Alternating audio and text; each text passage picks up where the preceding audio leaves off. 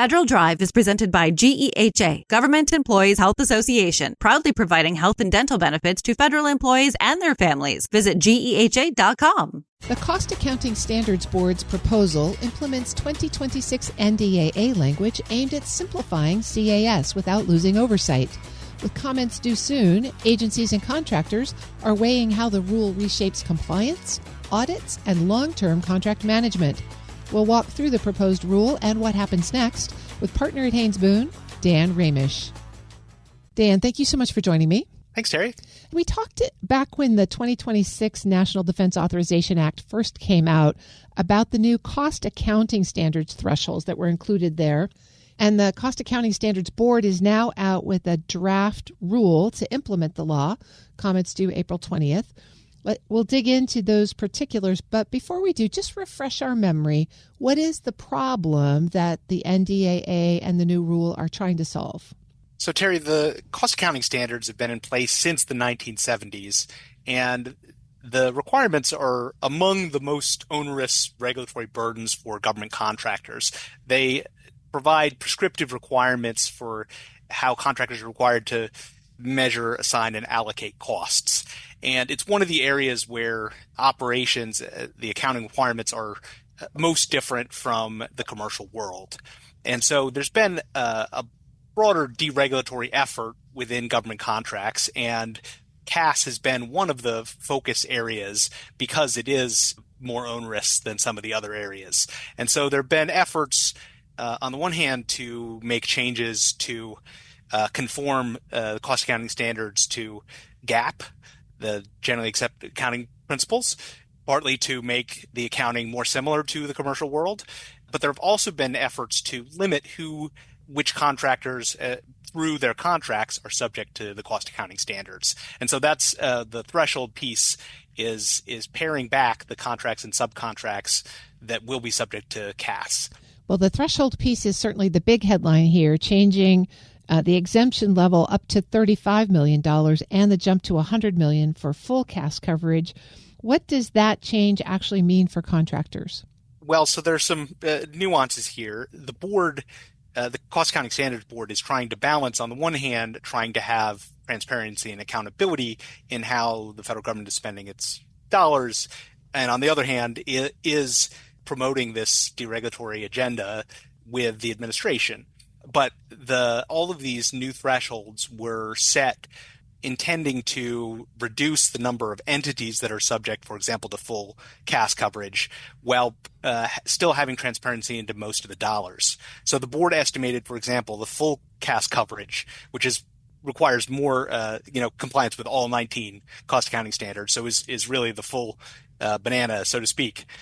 The changes in the full CAS coverage threshold would remove nearly 30% of entities subject to full coverage, while maintaining, by the board's estimate, nearly 99% of the dollars that have been subject to it. So a good trade-off as far as reducing the burden without really narrowing the government's insights and into the contracts and having the assuredness of these requirements.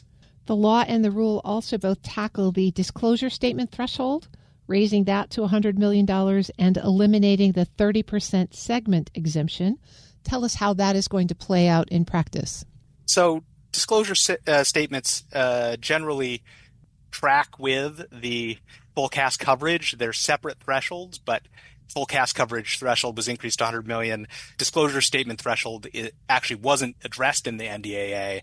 That's actually only in the CAS regulations, but the CAS Board found that it made sense to also increase the threshold for disclosure statements, which is one of the major requirements of CAS and is more involved. They eliminated some of the other suggestions, some of the other exemptions. I mean, there has been a standing exemption for segments for which CAS-covered contracts accounted for fewer than 30% of total segment sales and less than $10 million. The CAS Board found that shouldn't be necessary based on the higher thresholds, and that was following the recommendations of the last big blue ribbon procurement reform initiative, the Section 809 panel. I'm speaking with Dan Ramish. He's a partner at Haynes Boone. Dan, the board in this rule also finally addresses what's been a sore point around CAS for indefinite delivery contracts. but maybe not as clearly as folks would have liked. So tell us what's going on there.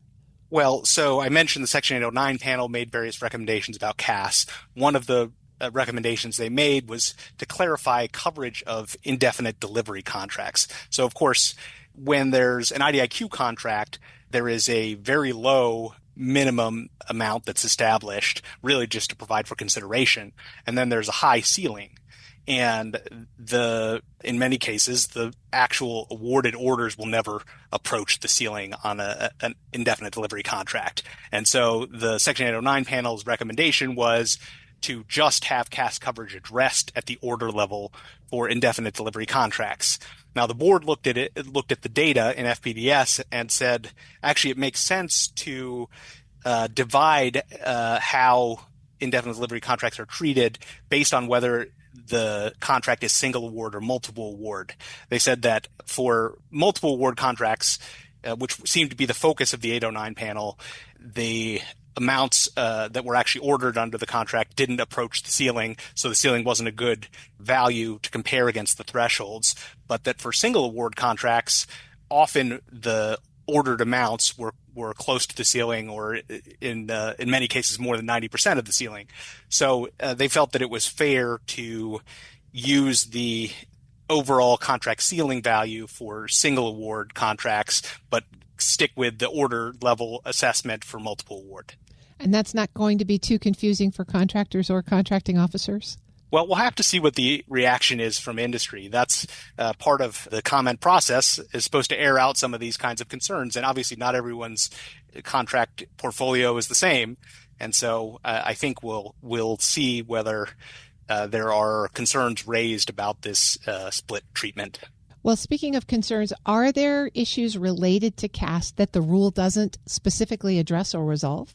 So a few things on that, Terry. There were some additional reforms that are specified in the NDAA that aren't addressed in this proposed rulemaking. It looks like the CAS Board kind of decided to take it in stages. So there is a provision that talks about exempting portions of covered contracts and subcontracts, where there are a couple of established exemptions.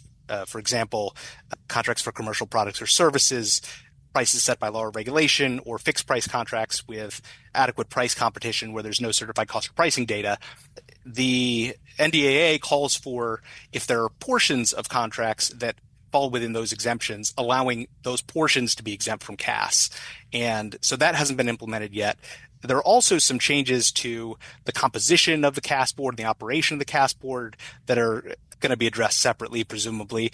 And the other big issue that contractors are going to be watching is there is a rewrite called for under the NDAA of the rules on contract price adjustments for changes in cost accounting practices. And that is kind of separate from the coverage issue, at least. So that also will be subject to a follow-on regulation.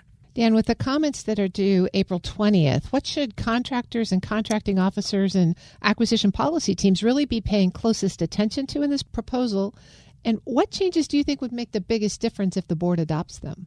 So, Terry, I think the biggest thing that the board might consider and give another look to is the coverage of existing contracts. So the way the cost accounting standards work, CAS coverage is addressed by contract and subcontract, and rather than for a contractor. And it's also determined at the time of award. And so to the extent that there are, contractors have contracts and subcontracts that are subject to, especially full CAS, where the value of the contract was above the previous thresholds, but is below the new higher threshold, $100 million for full CAS coverage. The existing regulations would contemplate that they would continue to comply with full CAS for those contracts. Now, the CAS Board is clearly trying to do everything it can to relieve the burden on contractors.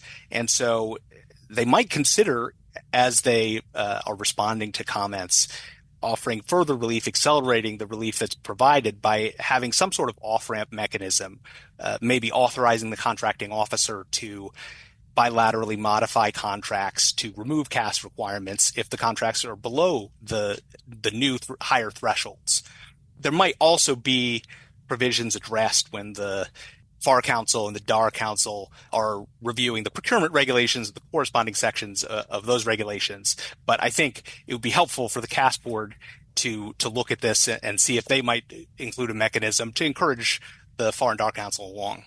I've been speaking with Dan Ramish. He's a partner at Haynes Boone. Dan, thanks as always. Appreciate you walking us through this. Thanks, Terry. We'll post this interview at federalnewsnetwork.com/Federal Drive. Listen to the Federal Drive on your schedule. Subscribe wherever you get your podcasts.